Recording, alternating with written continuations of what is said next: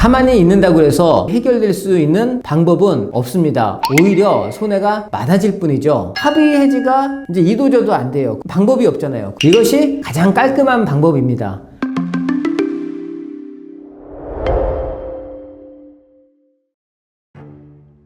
안녕하세요. 법무법인 세로의 엄진 변호사입니다. 좋을 것 같아서 계약했는데 입주할 때 되니 집값이 떨어지고 오히려 손해인 상황, 이럴 때 분양권 해지 가능한가요? 오늘 방법 4가지를 알려드리겠습니다. 첫째, 방문 판매법을 통해서 철회하는 방법이 있습니다. 이것이 가장 깔끔한 방법입니다. 여러분이 길 가다가 각티슈도 나눠주고 물티슈도 나눠주고 여기 한 번만 가보세요. 딱 가보면은 모델하우스입니다. 모델하우스 대행사 직원들이 온갖 감언이설을 통해서 계약을 하게 됩니다. 저도 거기에 가면은 계약서 쓰고 나올 가능성이 상당히 높죠. 이렇기 때문에 순간적으로 앞으로 벌어질 일에 대해서 생각하지 않고 쉽게 결정을 할 수가 있어요. 우리가 거기다 사인을 하고 도장을 찍었지만은 집에 와서 보면은 이거 너무 후회된다. 그렇다면은 14일 이내에 그것을 갖다가 아무런 조건 없이 철회하고 계약금을 돌려받을 수 있는 법적 구제장치가 방문판매법에 있습니다. 그런데 사실상 제가 다뤄본 바에 의하면은 이렇게 철회권이 있음에도 불구하고 14일을 넘기는 경우가 태반입니다. 그래서 가장 좋은 첫 번째 방법인 철회권을 쓰지 못하고 다음 단계로 나아가는 것입니다.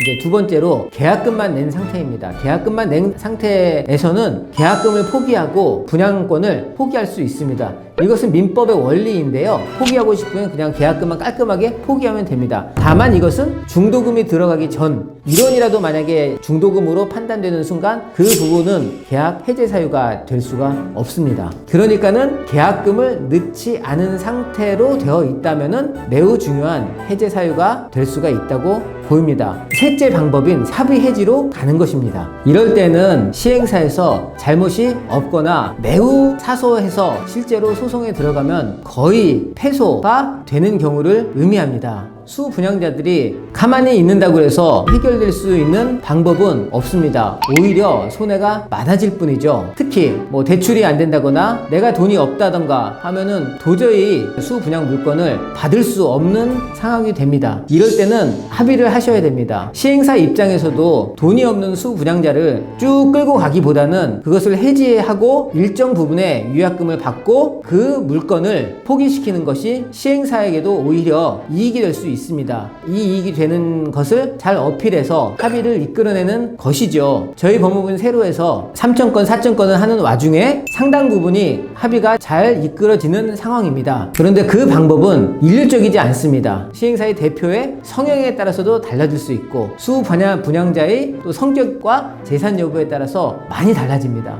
하지만 공통된 목표인 합의 해지, 분양 물건을 받았지만은 최소한의 손해만을 입고서 잘 엑시트하는 것이 합의 해지라고 볼 수 있겠습니다. 합의 해지가 이제 이도저도 안 돼요. 방법이 없잖아요. 그러면은 시행사의 잘못을 찾아야 돼요. 그러니까 뭔가 하자가 있어야 된다, 이런 얘기죠. 저희가 한 케이스 중에서는 소송을 통해서 하면은 계약금도 돌려받고 손해배상도 받을 수 있는 이런 케이스도 있었습니다. 대표적인 사례가 입주 지연 상태인데요. 보통 분양 계약서를 보면은 입주 기간이 있고 거기서 3개월 정도는 말미를 두고 거기까지는 해제 사유가 아닌데 3개월이 넘어가는 경우에는 해제 사유를 두고 있는 그런 분양 계약서가 많습니다. 하지만 3개월이 넘는다 할지라도 시행사가 빠져나갈 수 있는 그러한 장치가 굉장히 많이 있습니다. 그 다음에 또 해제할 수 있는 사유가 도면과 너무너무 다른 경우, 그러니까 여기서 조금 달라서는 손해배상 사유밖에 되지는 않고 아주 본질적으로 다른 사유를 의미를 하는 겁니다. 나는 바다뷰를 했는데 보니까 바다뷰가 아니고 산뷰였다. 이런 거는 해제 사유가 될 수가 있겠죠. 하지만 여기서도 중요한 것은 나는 바다뷰가 확실하게 나와야 된다고 시행사한테 얘기를 하고 시행사가